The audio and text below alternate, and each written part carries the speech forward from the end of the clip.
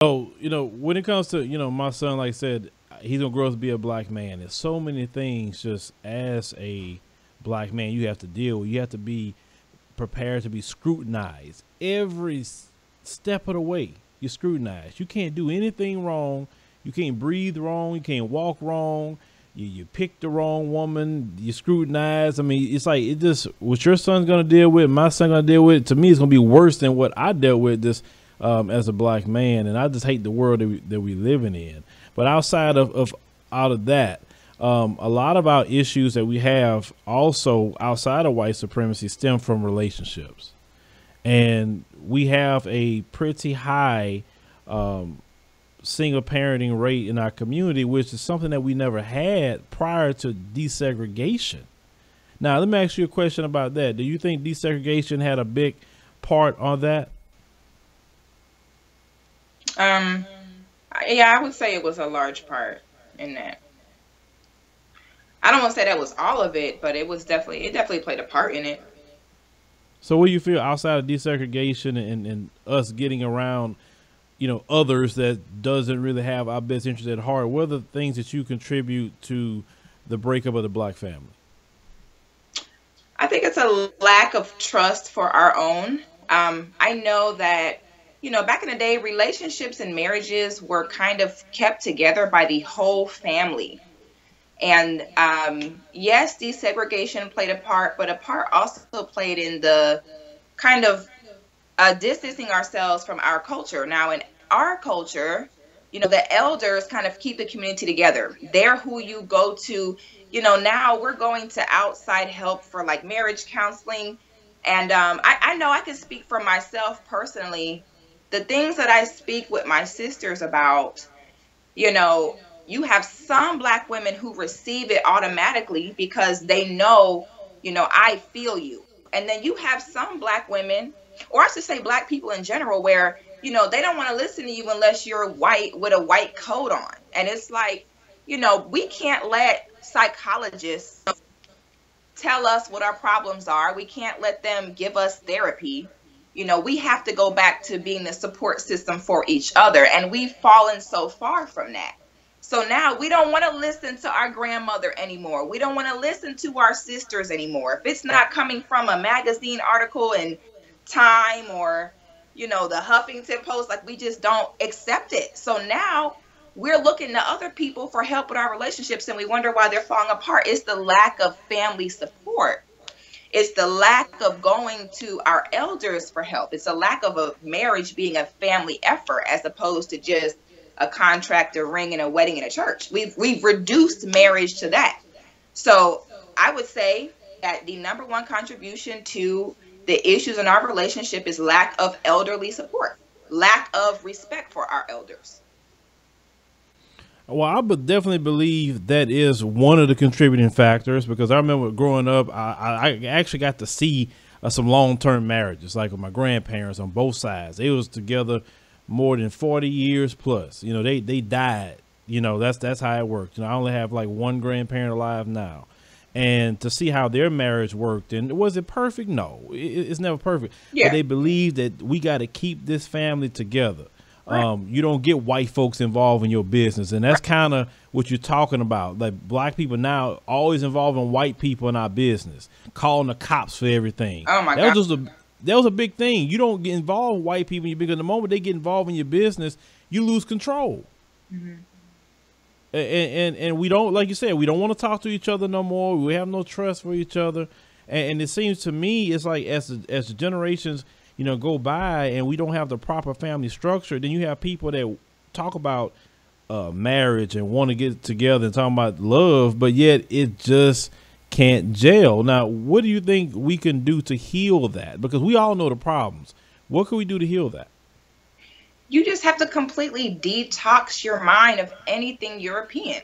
The reason why we're different from anyone else is like everyone else is focused on trying to move forward. Everyone else is focused on making changes. With us, we need to be going backwards. Okay, we don't need to make changes. We don't need to, figure out a new way to do things. We had this figured out thousands and millions of years ago.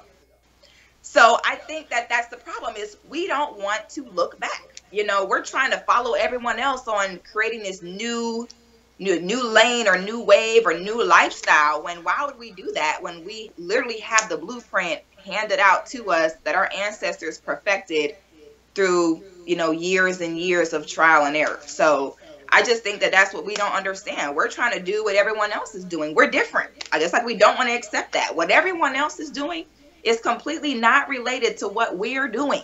We had this right. You know what I'm saying? We don't need to be seeking new ways of doing anything. Why would we not stick to what was keeping us alive and thriving for millions of years? I don't understand it either, but white supremacy do have a vested interest in keeping our relationships apart. They really do a lot of propaganda to do that as well. But one issue that I see is commitment. Okay. And, I'm a brother, and I can honestly say there's some brothers out there that they refuse to commit. They do. They feel like it's a fear of failure. Is it fear of what? Fear of failure. The lack of confidence in a black man. That's the reason for that. It's a fear of failure. They're not scared of commitment. They're scared of failure. Well, I talk to a lot of brothers, and in my opinion, some do fear failure, and also, and most men want to please a woman, and the black man is in a peculiar position in this country because we are the enemy, complete enemy, and the white man invests his time in sabotaging us. They just had a study come out of the New York Times talking about that no matter what income level we're at, we always can be put down, killed. We don't equal up to the white man in finance, and that's done by design. And what people don't understand about men, men's self-esteem comes with their level of success too, and what they can provide. So if you're a man that can't provide for your woman, and your woman looking at you like you're supposed to be the man, like, what's going on? A man won't express that to you, that he feels lower than what he should, but a lot of times they do. Sometimes people don't understand how a lot of these brothers feel, and so sometimes when they instead of dealing with some of those issues, they may get upset and run off and go be with this one and that one, and yet the whole time it could be them. It all comes back to the lack of confidence that they can do it.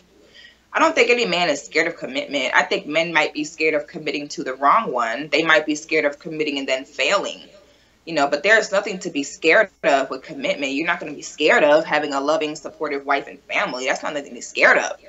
I don't think a lot of men even know what their problem is. I think even they can't even figure out why, they're having the problems they're having. But in my opinion, it all comes down to that lack of confidence. So that's why I think it's important for us as sisters to encourage our men and help build that confidence. We are the key to men's confidence. And some men are okay with admitting that, some aren't, but a man's confidence will pretty much be based upon women. And that's how we balance each other out. You need a woman in your life to be a really confident man. If you're not satisfying a woman in every way, not just sexually, but financially, spiritually, that builds confidence in a man. So it's kind of a vicious cycle. The men are running from the women due to lack of confidence, but their lack of confidence is from running from the women. So it's a vicious cycle. It's the hamster cage effect.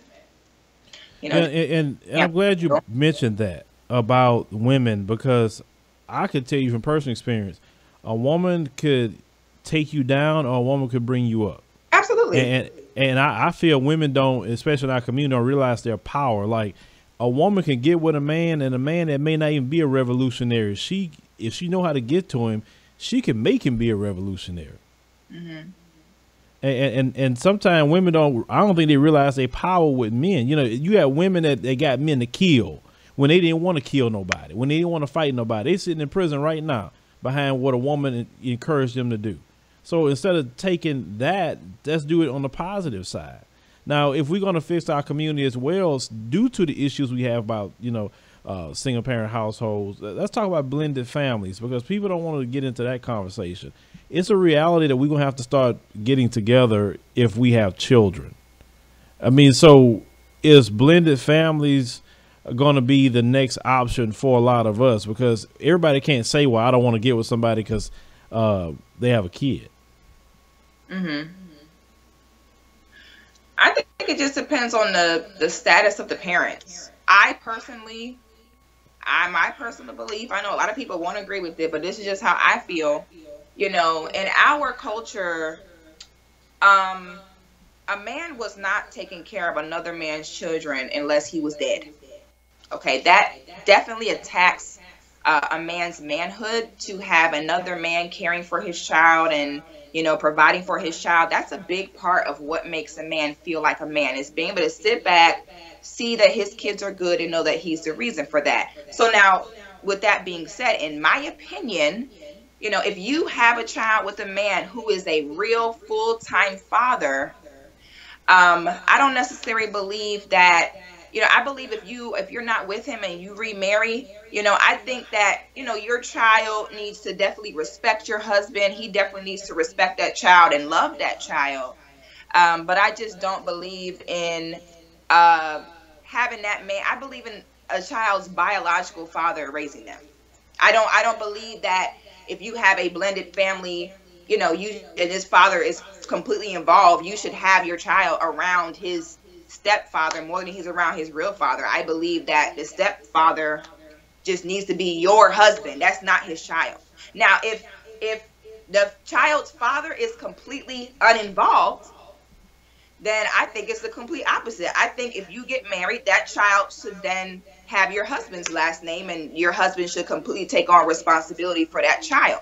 But I think it's disrespectful for a child to have a living, healthy, involved father and then tell me this is your stepdaddy. That ain't no stepdaddy. That's your husband. But that is that man's child, that he will carry on his legacy. I think it puts a child in position to have to choose. You don't need another dad when you have a perfectly good father. That would be my husband, but my child with his father, that's his child. I need you to respect my child, love my child, but understand that's as far as it goes. This is not your son. So that's my opinion on it. Yeah, and I guess I have a different spin on that, because if you're getting married, to anyone, you're going to take on, not only the woman or the man, but you're going to take on his children or her children. And if they're living with you, though, you're not. If they have a living, competent father, you're not taking on his children. He still has his children. You're just married to their mom. Like I said, you need to love and respect that child, but you're not taking on no competent, living, involved father's children. Let me finish what I'm gonna say.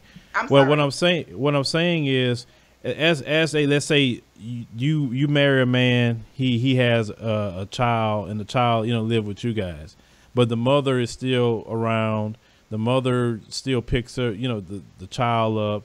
She's still involved. The dad has never cut her out of the life or none of that. But most of the time, the child, lives with you, right? So it's not saying that you have to create a separation because you have the mom. I think it would be a good thing to work with each other. It's not saying that, I'm going to take your mom's place. And I don't think that's not what you're supposed to do. You're supposed to be there for the child just as much as the dad would be there. And I think he would appreciate that, and the mom would appreciate that. Because the worst thing you don't want as a man or woman is your child with being in a situation where the other parent, spouse don't like your kid or treat your kid different. Oh, no, I never said that. Oh, yeah, I never said that. Like I said, I would definitely, if it was the opposite and I'm married to a man and he has children, they live with us, I'm going to be very clear. I'm going to take care of the children. If they're in my care, of course, I'm going to feed them, bathe them, things like that. I would definitely want me and their biological mother to have an agreement, understanding, trust, and respect for each other.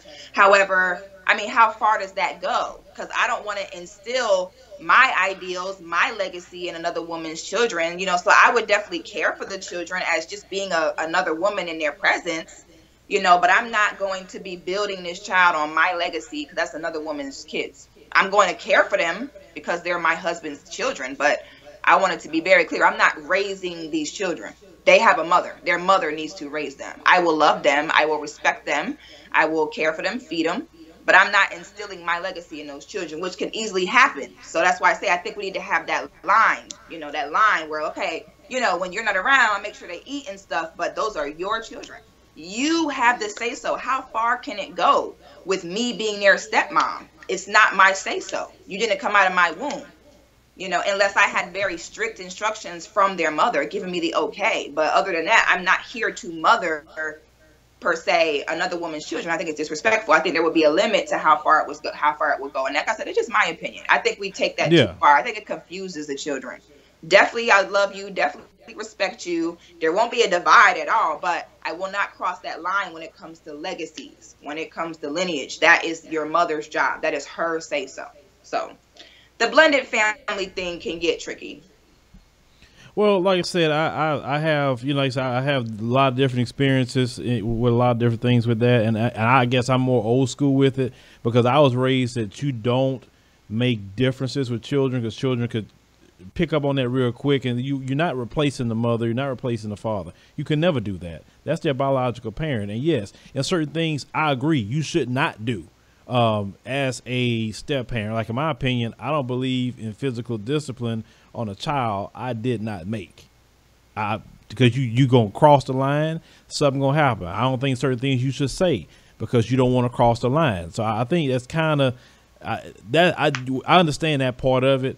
But if you around a kid and this kid around you and if you can instill some good in this kid, I don't know about maybe I'm cloudy on what you define as your legacy. And what do you mean by that?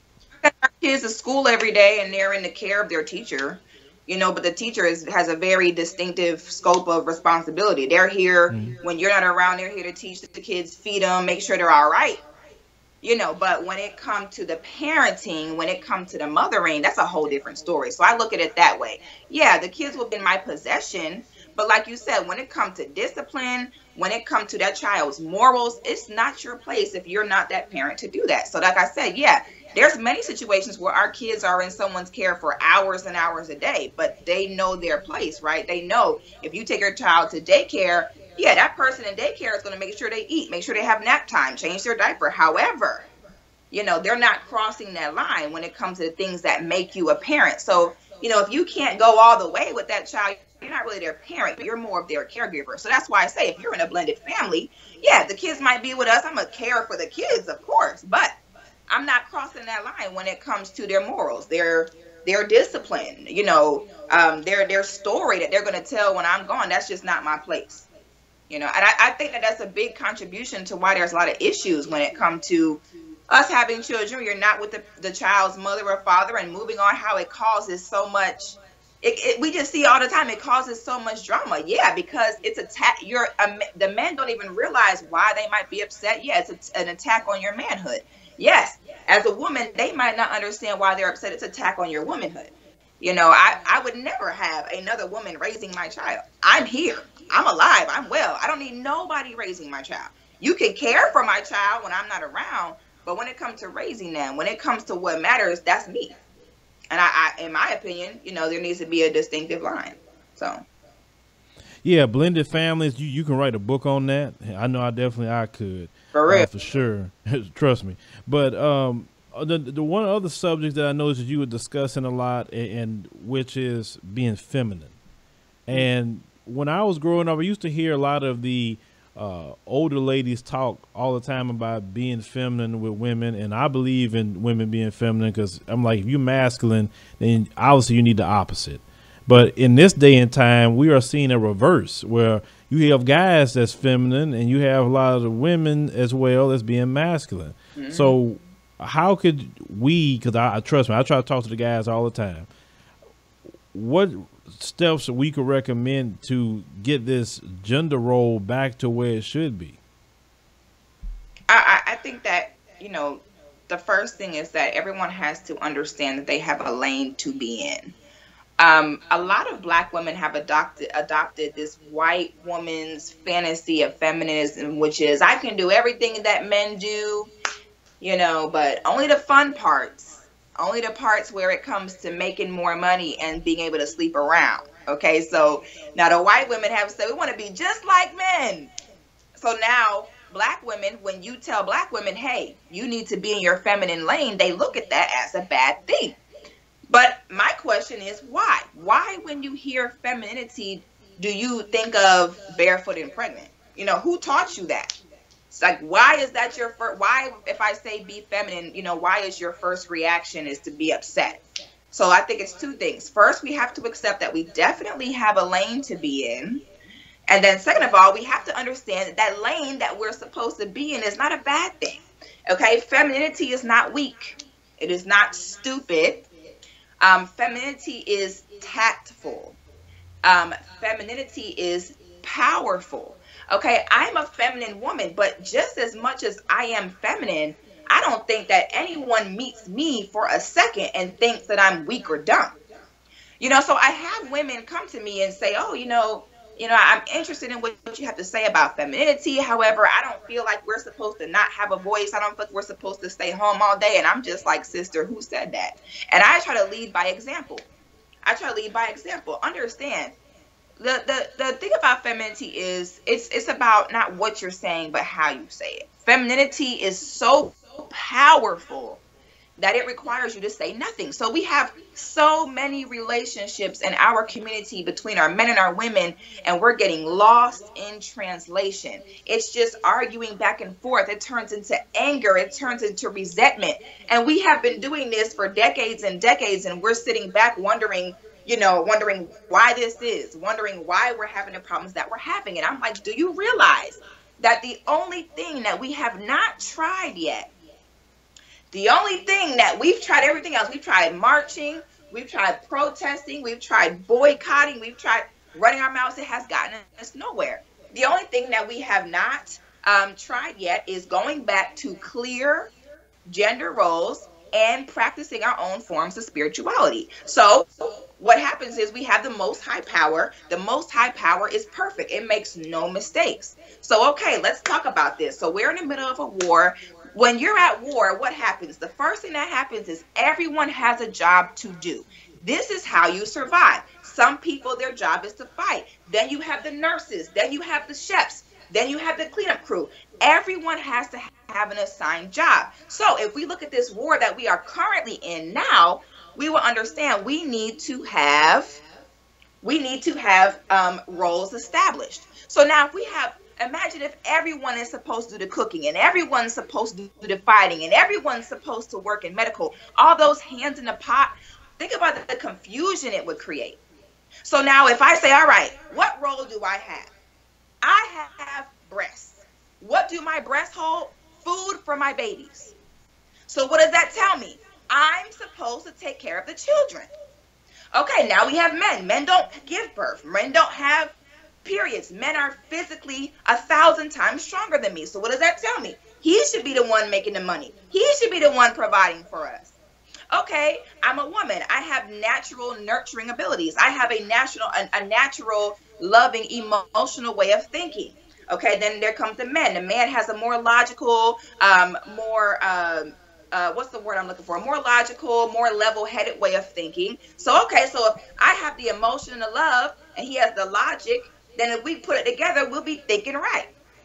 So now if I say, listen, us as being feminine, we don't need to be out here doing this or that. You need to be nurtured. We've neglected our children so highly. Let someone else tell us that we should have a problem with our feminine duties. So now we have 100 people scavenging around to do the same job and wondering why we keep bumping into each other. And it's crazy to me because it's as though we prefer to continue in this cycle that has not been working for us than for women to step back and say, okay, hold on.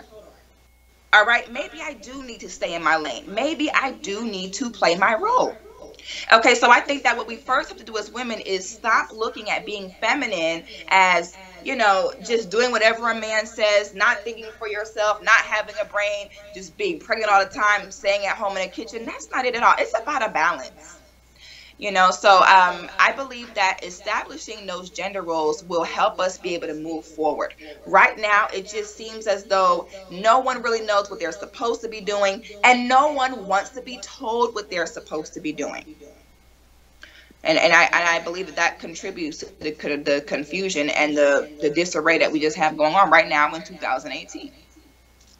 I agree with you wholeheartedly about that, especially on the side of the men. We have guys, and I always say that if you have a man living in a woman's house, that's just wrong all the way from the start. A man's supposed to create his own house. A man supposed to have his own car, his own everything. And I always tell men, let her move into your house, or you get a house together or a lease together. You don't go move into no woman's house. Absolutely. And let her get you a cell phone and sign you a car, and she ain't your wife. I'm like, come on. Then when she get pissed off and she take it from you, it's like your mama.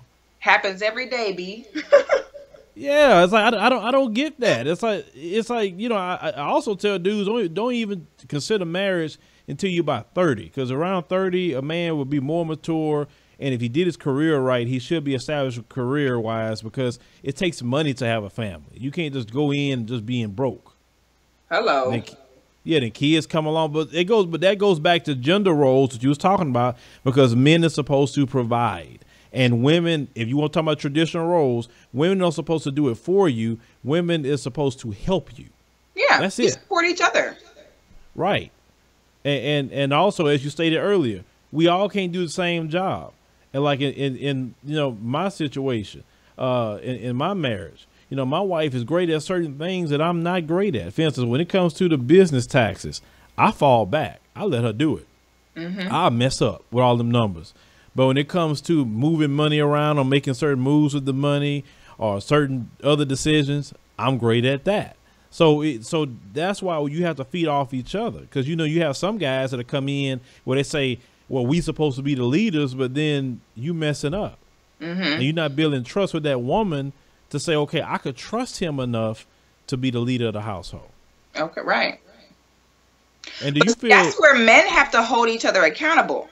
In my opinion, there are so many men that are slipping in that area. You know why? Because they still have friends. They still getting dapped up, still getting like they, you know. So that's where we as women, when it comes to the men stepping up, we can only take that so far. In my opinion, if you are a real man and you have other men that are in your circle that you know in whichever way, and you still associate with them and dap them up and are still cool with them, knowing that they're not real men, then you're not holding them accountable as your brother. And I really feel like black men have to start checking each other, making each other step up. If he's on that BS, leave him behind. I guarantee you, if men knew that they would lose all their friends if they weren't being a real man, they wouldn't do it. But I mean, what motivation do they have to really become real men? Society blames women for everything. You know, nothing is ever a man's fault. A woman gets raped. She shouldn't have worn a skirt so short. A woman taking care of her child by herself. Well, you should have picked a better man to have your kids with. No one holds them accountable. So, I mean, I think the reason why it's increasing is because it's become so easy. You don't lose any respect. No one makes you step up. All your friends still hang out with you, still go to the club with you. And, you know, a lot of black men feel, oh, it's not my business, but it is your business. Because guess what? Those kids that he's either raising poorly or not raising at all are going to grow up and date your daughters. So it absolutely is your business to hold each other accountable as black men. I know for a fact that if black men knew they would lose all their friends if they were not stepping up as men, they would step up. Well, I agree with that, because like me personally, I couldn't be friends with a guy that's have children and he don't see him and not paying child support. I couldn't stomach that. Or I couldn't be friends with a guy that beats his girlfriend or beats his wife. Right. Or I couldn't be friends with a guy who's constantly cheating on his wife or his girlfriend, because it's gonna put me in a position where, let's say I get cool with him and then she looking at me like, you knew all this and you didn't say nothing. So just for the simple fact of that, I can't be around that. You know, that's how it should be. They should be cut off completely. Exactly. Also, you know, with some guys, you know, if you are married or got a girlfriend, you shouldn't be in the strip club for no reason. You got a woman at home, do that at home. That is so true. Men that are happy, healthy, and being nurtured at home are not sitting up in some strip club. Their wife is their stripper every night. Right. You know what I'm saying? I said, if any man that's in the strip club trolling all the time, he ain't getting loved right. You are I'm so glad. I've never even heard a man admit to that. That is so, well, maybe you're admitting to that because you are married, but that is a fact. If you are being nurtured and loved at home, you ain't going to no strip club. Why would you pay someone to do what your wife do every day? Right. And that's kind of silly, because if you got bills You got kids, and you gonna just give your random dollars to some females to shake in front of you? Like, really? Like, What does that I do guess for you? like they don't do nothing for that. Really don't do nothing for you because I always been the type you ain't gonna be teasing me like that. So that's just Right. not even go that route. You know what I'm saying? So but also too is what gets you in trouble in relationships. Is you can't have single friends when you are especially married. You can't because he looking for females. You're a married man. You supposed to be out of the game, and your friends need to change. Because I know some people that try to do that, run with their single friends, then they end up getting caught up. Yep. Every time you are who you hang around, you hang out with your single friends. Guess what you gonna be? Yeah. So like Vince, like we always say, me and my wife, we always hang out with married couples. That's Yes. it. Thank you. This is giving me life. Well. The thing is, Six, it's a lot of brothers out here, and I hate when brothers get a bad rap. I talk to these brothers. There's a lot of brothers that working good jobs. They got their heads on their shoulders. They want families, but some of them are afraid of commitment because some of them may think they will get cheated on because or what happened to their homeboy, right? Or they're afraid to have children because what happened to their friend and now he got divorced and now he's paying out the nose of child support. So it's a lot of things. Some women, they don't want to deal with because of attitudes. I mean, so I'm just telling you what a lot of men talk about. And I think these things can be fixed personally, but also something else you talked about, and I want to touch on this is when it comes to dating white people. Okay, you had brought this up, and just for me, some people attack that issue. I feel that if we solve our relationship problems, that won't be an issue anymore. Yeah. It Because won't back even in be a the thing. right, because back in the day, and yes, the mainstream media is also pushing that as a propaganda. Because I just saw something else on Facebook. I'm sorry, Instagram on a Vogue magazine out of Portugal, and you got this dude that's almost, I don't know where you from, almost blue black, laying on top of a naked white woman. How they just keep promoting that? Oh, it's And disgusting. yeah, they keep promoting that. But my thing is this: back in the day, that wasn't even an option. We dated each other, we loved each other, and that's it. So, in your opinion, do you feel that when people are constantly doing this, or promoting this, do you feel it's they've been hurt in the past by somebody black, or it's just a self-hate issue? Because we can't just keep calling names to people. We got to get down to the problem so we can solve it. Okay. I actually, my latest episode on my podcast was basically entirely about this. Okay. And okay, so I think that we can all agree that a majority of our issues stems from economic issues. All right. So right now we are in the age of knowledge. We have the internet. We have lots of information right at our fingertips at this point. All right, so we're learning how to empower ourselves economically. Now we are pushing, buying black, starting black-owned businesses, circulating money, black dollars within our own communities, and that's great. We're learning about investing. We're learning about stocks. All right, but we have to keep it real here once again to accept the fact that we are at war. Just because there's not bombs flying back and forth over your head does not mean you're not at war. Okay, so the first step is we are in a war. The second step is we are looking to economically empower ourselves. So what that means is if I'm working my life away to build wealth, to build money, to invest, to save, and I'm married to a white man, if we want to keep it real, the mortality rates of black people is significantly lower than those of white people. So more than likely, I will die before my husband dies. All right. If I marry a white man. So now I work my whole life to build wealth, have my money make me more money, buy stock, build business. Then I die and then leave all that money to a white man. Because your spouse, whether they are purple, blue, or green, They are entitled to your money when you die. They loved you and took care of you your whole life. That is their money. So now how would I look dying and me as a black woman leaving my money to a white man to set him up for the rest of his life? When I die, that money is going right back to him and the white community. It would be unfair of me, if we want to keep it real, to tell my white husband, hey, when I die, could you do me a favor and take all my money and invest it back into the black community? No, that's his money. He's my husband. He took care of me my whole life. He's entitled to it. Okay, so if we're in this era where we are building ourselves economically, then being against swirling, being against interracial marriage goes hand in hand. Okay, I come from a family that is a mixed family. My uncle is a black man who is one of them black men that only date white women. And so now his children are with white women, and his children don't even really look black. They pretty much look completely white. You know, and so many mixed people have the same story their whole life. I wasn't black enough for the black kids. I wasn't white enough for the white kids. Why would you want to put a child through that? So now if you're a mixed child, it makes it very hard for a mixed child to fully embrace their black side, because in a way they feel as though it's kind of betraying their mama. And we all love our mama. Whether she's green, blue, or purple, we love our mama. So if you have a white mama, you will forever feel torn to really embrace your roots as a black person, because you feel as though you're going to offend your mom, or so you're neglecting another side of you.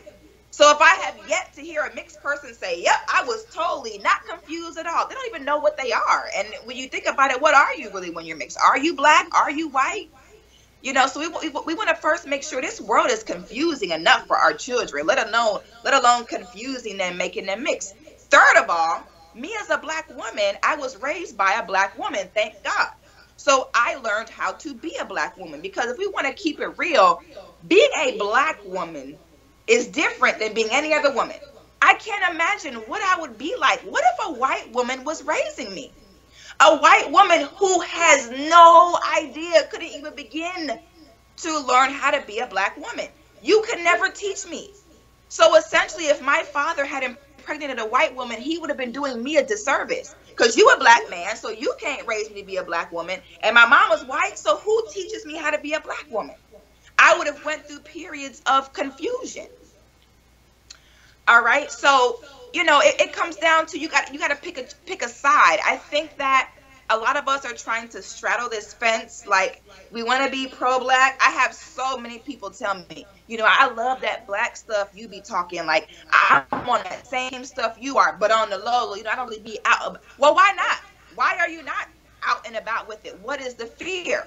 And I believe, this is just what I've observed, you know, it seems like at this point, we have no problem saying we need to buy black. We have no problem saying we need to support black-owned business. We have no problem saying that we need our own schools. We need to learn our history. We don't have any problem saying that around anyone, whether they be black or white. But then when it comes to having our own relationships, that's where we get scared. That's where we're afraid to say, I don't believe in swirling. Black people need to marry and date each other solely. Okay, that's what we're afraid. And why is that? We got to think about that. Like you said, we can't just continue to be like, oh, you self-hating coon Negro. Well, I believe for hundreds of years, our sexual organs were taken by white people for so long. You know, we talk about how black women were raped during the slave trade, and we forget black men were raped too. If a white woman wanted your black penis and you told her no, guess what she's gonna do? Say you raped her, which essentially means you're dead.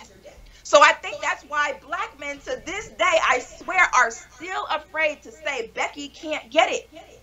I believe that's why black women are afraid to say I don't want, because I can speak personally as a black woman who openly admits that a white man cannot touch me. I cannot tell you the hate mail I get. I can't tell you the death threats I get, because guess what? That white man depends on my black booty and my black vagina to validate himself sexually. A white man now, okay, it used to be that white men would sleep with black women on the low. Okay, he wasn't going to really bring you home to his mom or anything like that.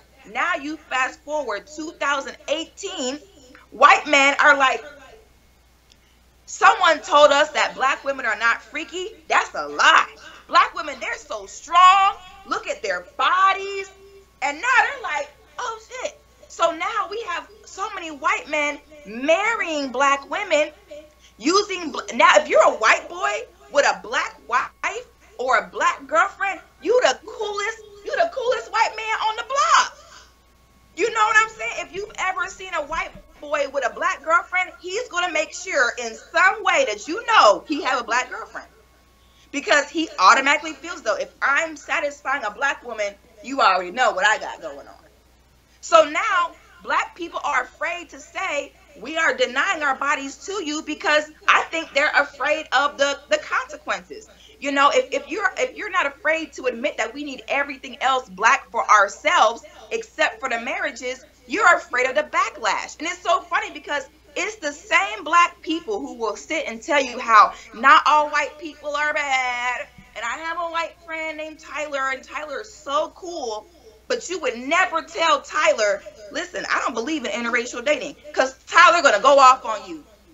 If black people were to openly admit that they are not swirling, if they were to openly advocate for strict black marriage only, you wouldn't be able to get a job.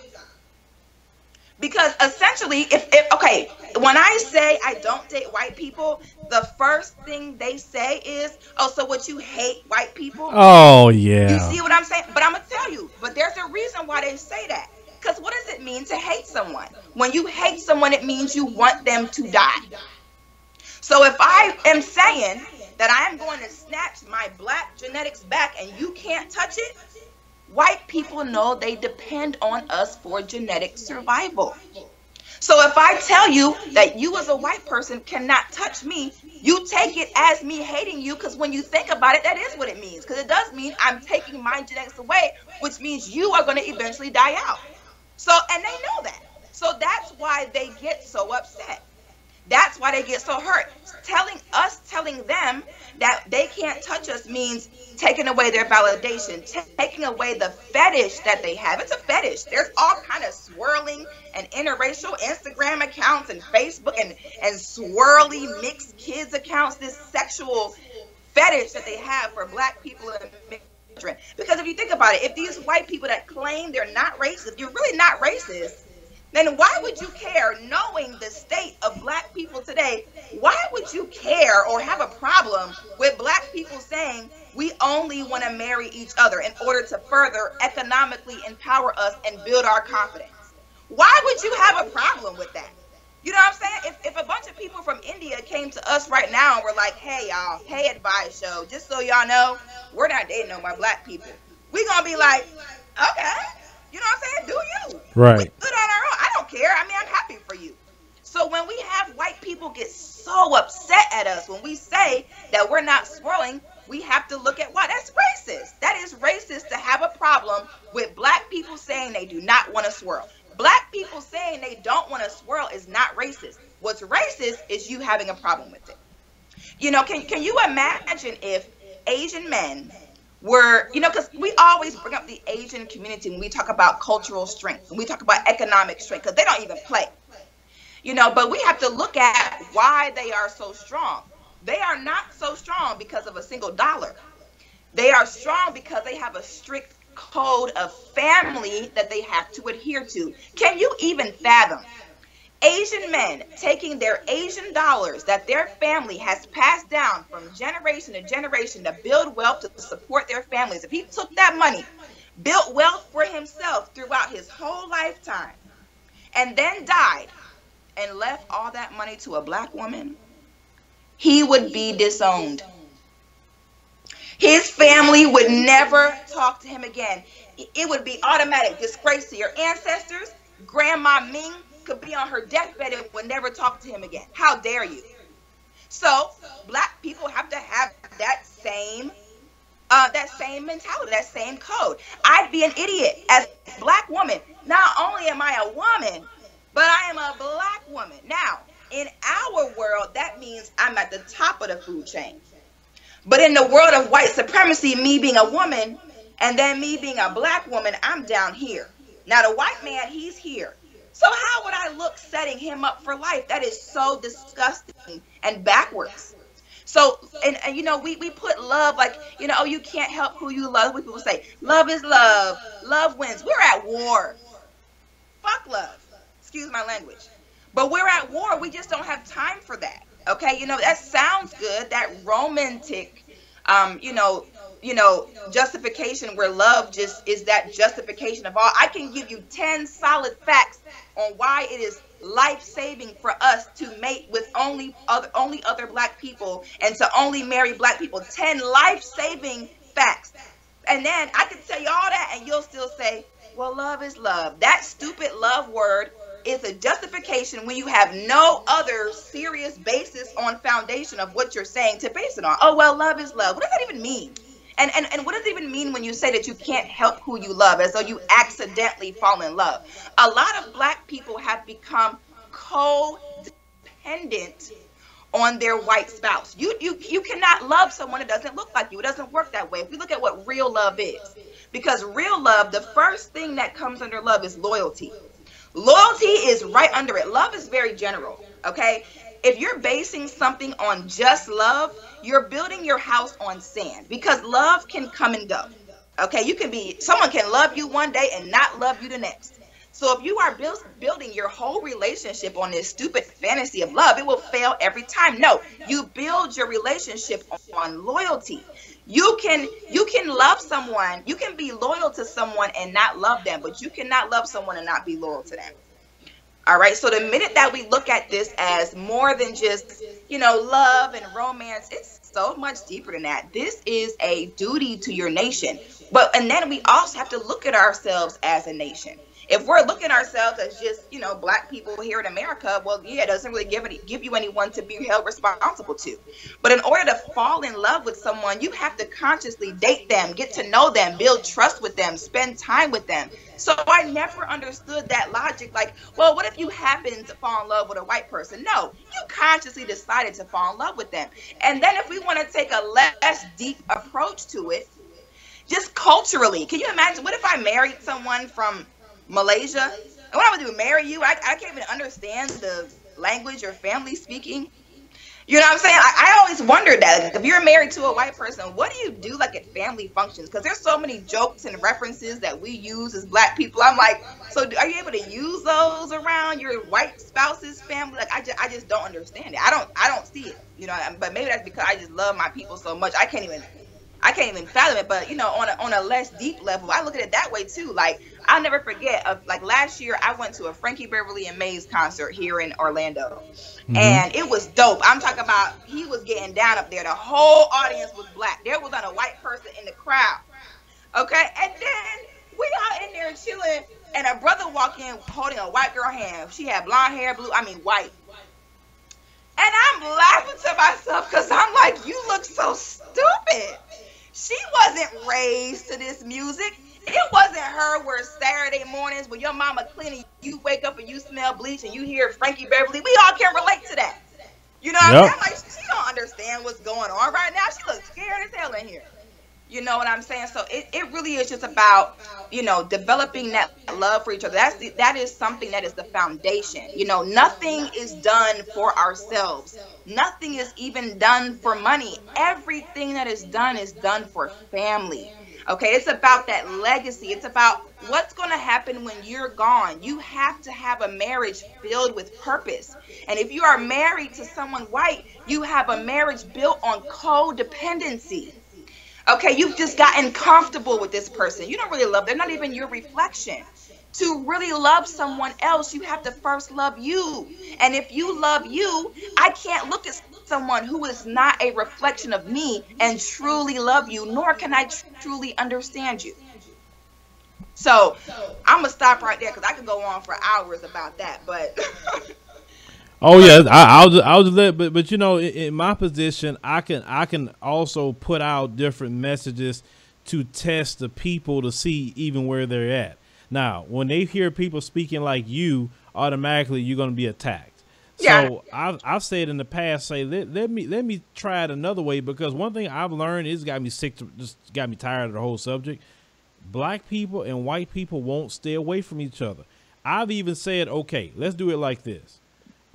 Just get with, if you don't get with a black person, Get with someone with African ancestry, just someone who's not in the racism and white supremacy, the dominant society. Just try that. You know, even if you give them an out, let's say you give them that kind of out, you know they still would attack you. The guys would say, "Why are you penis policing?" Love, like you say, the love is love. I said, wait a minute. I giving you a out. If you want to date whoever else, just not them. So when you fight me about that one group, I say, okay, what is it with that one group of female that you can't stay away from? Why? And I mean, the females get mad if you too. It's both sides. Okay, I'm talking about black folks. I really don't care how Caucasians feel about that issue. I'm talking about black folks. Why is it that you have so much love for you love them more than you love yourself? It's fear. All fear. I'm telling you, it's all fear. It's fear. They feel as though, only dating other black people will deny them opportunities. They feel as though if they say they're not with that sorority, they won't be able to get a job. They won't be able to do this or that. It's all fear. Like I said, it's a deeply rooted fear. We're so used to them just taking us that we've got to the point where we're just giving ourselves to them. It's all fear. It's all and also too, if you talking about like when you say you deny a white guy, no, as a black man, if a black man says like, nah, I don't fool white women like that. Oh boy, they get hurt, they get upset, they trying to ask you why. And the thing is, any old female comes to try to talk to a black man, say, wait a minute, you won't even approach a white man the way you looking right now. You get old and everything else. The white man don't want you no more. And here you coming over here talking to a brother, and a brother that kind of, respect himself and understand, listen, I can't date you or marry you living in a system of racism and white supremacy. I can't do that because if the police pull me over with you, I've had white women tell me that they had black boyfriends, and the first thing the police do is look at her and ask her, is she okay? Like, why do you want to put yourself in that position as a black man? Like, it just wouldn't make me feel right. And I've always been that way, and I was raised like that. Say, listen, you better not date no white women. That was the rule. That was the rule. I mean, one time this girl was calling the house, and but she speaks real proper, and my grandma thought she was white. All hell, you got a white girl calling my house, and now with this conversation, watch the comments. Oh, they just hate white people. Like nobody have a hate for nobody. And that's what I'm saying. If you don't have unconditional love for them, and you have the love for yourself and for your group, then you hate them. And there's no other race says that to you. No other race say you hate them. Yeah, because the other races are not worried about it. Other races. I mean, for the most part, Latin people only date Latin people. For the most part, Middle Eastern people only date Middle Eastern people. White people, they are the recessive genes. They are the melanin deficient. Like I said, they depend on us for their survival. So that's a natural instinct in them for them to say, I'm not have a problem with. Like I said, if you're really not racist, if you're not any of that, then why are you having an issue with it? Like, why is it even your business? Like the fact that you even have a problem with it is like your racist is showing. Right. I mean, like, what are you going to do with the kids' hair if you have the children? You don't know what to do with it. You see them on asking for help with the hair, don't know what to do in a lot of areas. And they trying to find black women to say, how do you do this hair? I don't know what to do. Then these same women that have children with black men and still call the child the N-word. And that's what I don't understand. Like, you lay down with a black man and you still don't like black people? Yeah, I mean, but that's been going on. Massa used to sneak into slave quarters and sleep with the black women. They would even have children with us and then enslave our children. Just because a white person sleeps with you does not mean that they're not racist. It does not mean that they love you. Like I said, it's a fetish. It's a need. Our bodies, they need it. They need it to survive. They need it to feel validated. It's a scientific thing. It's a science. They can't even help it. Yeah, trust me, the times I try to understand it, it just makes my head hurt because like I said, one minute they call you all kind of names and they say you low IQ, you violent, all the things that they basically projecting, who they are on us. But then the moment we say, okay, fine, since you don't like us and since you're racist like that, cool. let's go over here and just be to ourselves, like you say, have our own schools. So we afraid Timmy gonna come in and just shoot up the school. Okay, so let's have our own schools, let's have our own this, our own that. Well, why do you want to segregate? Martin Luther King fought against segregation. No, I say, but you still put a bullet in his neck. So what was the good of that? It would take white people years and years of education in order to not be racist. White people are born racist. You know, and the fact that they refuse to be quiet and humble themselves and not speak up on things they have not taken the time to educate themselves on just shows the racist entitled mentality. You know, I try to put myself in someone's shoes. So I think about it. If I was white, if I know I'm not going to go through half of the things that black people are going to go through, if I want to be honest with myself and understand how this country was built, understand what's going on, I would just shut my mouth. You know what I'm saying? I would just be quiet. Like, I can't talk about it. I can't have a say-so in it. This is not an issue that affects me. Okay, I'm 6 foot tall. So if I had a bunch of people that were like dwarfs standing around talking about how hard it is to be short, how would I look walking up to them and being like, hey, you know, being short is really not that bad. You know, you're really over-exaggerating. How do I look saying that? I can't relate to how you feel. I have no idea. So I'm going to humble myself to shut up and either educate myself on how you feel, or I'm just going to stay out of it completely. You know, no other victim of any other crime ever has it dictated to how they should respond to their trauma. Okay, rape victims, victim of, you know, armed robbery victims. No one ever tells a rape victim, like, you should not feel that way. You know, you're wrong for saying that. You have rape victims say, I hate men. I never want a man to touch me again. They're not saying, oh, you're really wrong for that. If it was a woman that had been brutally raped and she said she didn't want to ever have sex again or ever touch a man again, you could kind of understand why, right? But then it's like black people are the victims of white supremacy, racism, and oppression. And then everyone that is a part of that system wants to tell us how we should respond to our attacks. You know what I'm saying? They want to tell us how we should respond to the racism and oppression against us. Why does no other victim have to do that but us? How are you going to tell us how we should respond to it? That's crazy to me. Right. I mean, like our sons are gunned down. Our women are gunned down by the police. And then they'll say, oh, well, y'all kill each other. Okay, and white people kill each other. Right. So the difference is y'all kill each other, y'all going to jail. My best friend, a black woman, was murdered. Her killer went to work the next day. The police didn't even go pick him up. You know what I'm saying? The difference is when, you know, when we commit these crimes against each other, it was strategic. We were set up to do that. You know, when crimes are committed against us, our killers don't even go to jail. We kill each other, we're getting life. You know, a white person kill us, they might not even go to jail. You know, that's the difference. You know, they get GoFundMe. Right. For killing black folks. Sure, they can even make it. I think recently they had this nurse that was saying that Stephon Clark deserved to die, and I think she got fired from her job. I think they raised over $26,000 for her, just for saying that.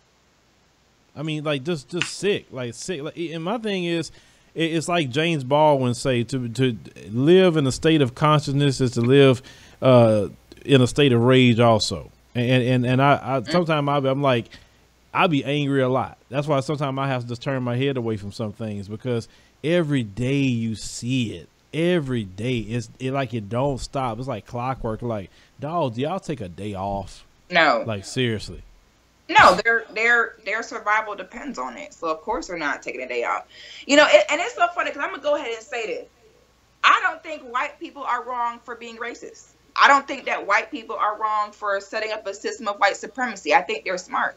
I think that they understood that they have to do what they got to do to survive. I think they understand, like, this is for our survival. Our lives depend on that.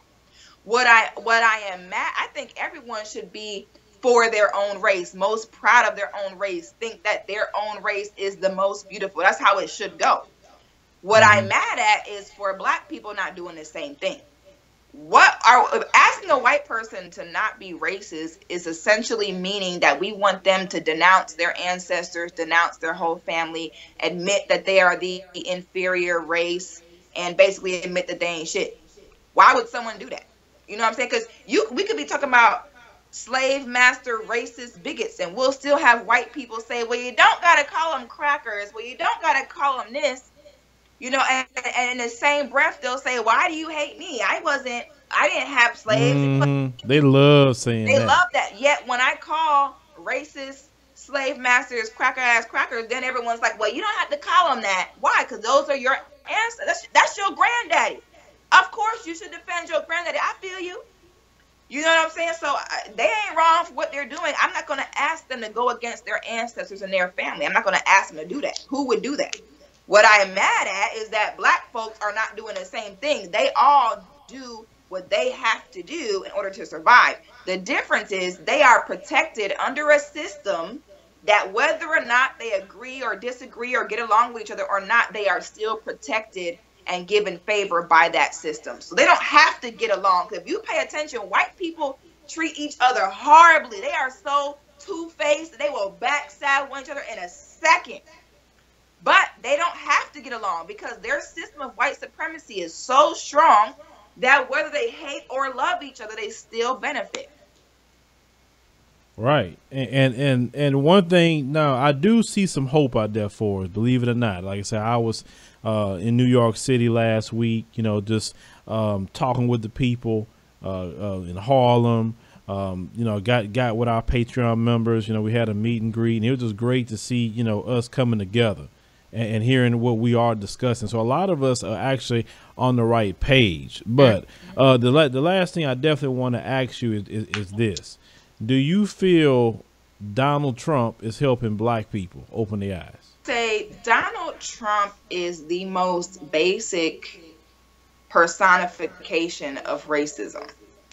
Donald Trump's form of racism is mediocre. That's nothing. Okay, I think that if it took Donald Trump for black people to think that racism is a problem or that it's growing, then that means that black people are not educated on what racism is. You know, racism is not, I hate black people, they're just good at sex and they're all criminals. That is not racism. That is the most basic, you know, preschool form of racism. That's not racism. That's just Donald Trump. That's just ignorance. You know, if Donald Trump upsets you, then what I would say is that you definitely need to start educating yourselves on what racism really is. And I'll just leave it at that. Yeah, because, you know, prior to Donald Trump getting in office, you know, there are people who were before, for instance, like LeBron James. When you asked him about Tamir Rice, oh, man, I don't know about that. I have to look into it. He didn't want to speak on it. But then Donald Trump getting in office, he going in on Trump. Talking about he racist. Say, well, what happened, LeBron? You know, and it's many other people. Basic, oversimplification of racism. Yeah, no, with some people, they don't, you can't go too far with some people. I mean, you got to start off baby steps, but we have a long way to go, you know. But, you know, that's why it's important for us to build strong circles of people that think the way you think. You know, I'm not angry anymore. I don't waste my energy anymore. I have simply built a circle of, because at this point, you either get it or you don't. You know what I'm saying? This is really not that complicated at this point. This is the age of social media, the internet. You know, we're not in the age of not having access to information, not being able to read. We're past that now. We can all read. We all have access to information. We all have ways of communicating. We have YouTube. We have Instagram. We have all ways of getting on one page and communicating with each other. So, you know, any black person that don't get it by now, they just ain't going to get it. So it's very important to adopt that Harriet Tubman mindset, which either you get on or get left. Period. I mean, it's that simple. I'm to the point in my life, if you don't get it, you ain't going to get it. And that's fine. Keep going. I don't need you around me. And, oh, you don't want to be friends with anyone unless they think like you? Absolutely. When I know I'm thinking the right way, when I know that my thinking is going to keep myself and my family alive, then yeah. So I think it's important. Network in your communities. Find people who think the way you feel. It is very important to gather that energy together, because when you have so many of our people, you know, in one space and in one loving family circle, guess what happens? The ancestors show up. Okay, your ancestors show up. We talk about the Holy Spirit, you know, where two or more of us are gathered, the Holy Spirit, that ain't nothing but your ancestors. You know, so when we go ahead and we collectively get together with people on the same vibration that we're on, you create your own little circle of happiness. So I think it's important for us to go ahead and build those communities, you know, as opposed to necessarily, you know, trying to fight with Black folks to understand something that's real clear. I definitely agree with that. So Six, how can people get a hold to your podcast so they can hear more of your thoughts on the community? Yeah, so my podcast is called African and American. A new episode comes out every week. You can follow me on Instagram at Goddis Sixfootah. That's GODDIS_SIXFOOTAH. There's a link in my bio there to get to the podcast. You can also manually search the podcast on iTunes and iPodcasts, as well as Overcast and Google Play. And you just simply want to search African in American, and my podcast pops up. There's about 13 or 14 episodes on there now. And African in American basically is, you know, candid conversation like we're having right now. You know, you can play while you're at work or, you know, when you're taking a drive, and check it out. And please follow me on Instagram. And, you know, I have yet to have a bad review on the show. So I think it's important. I think it's good for people that can actually relate to us, you know, our peers, to be able to have these platforms so that we can build with each other. And, you know, keep doing the podcast, because I can tell you that people really appreciate the information. And like I said, I may have my own information, you have yours, but we all are needed, you know, out here to help the community. So keep doing it. I definitely encourage, you know, you to do so. So, ladies and gentlemen, make sure you go to the African in America podcast. We'll put the links in the pinned comment, and also check out our Instagram page as well. Six, I want to thank you for joining us today. You have touched on a lot of subjects. Like I said, you can come back anytime. I really enjoyed the conversation. Thank you for having me.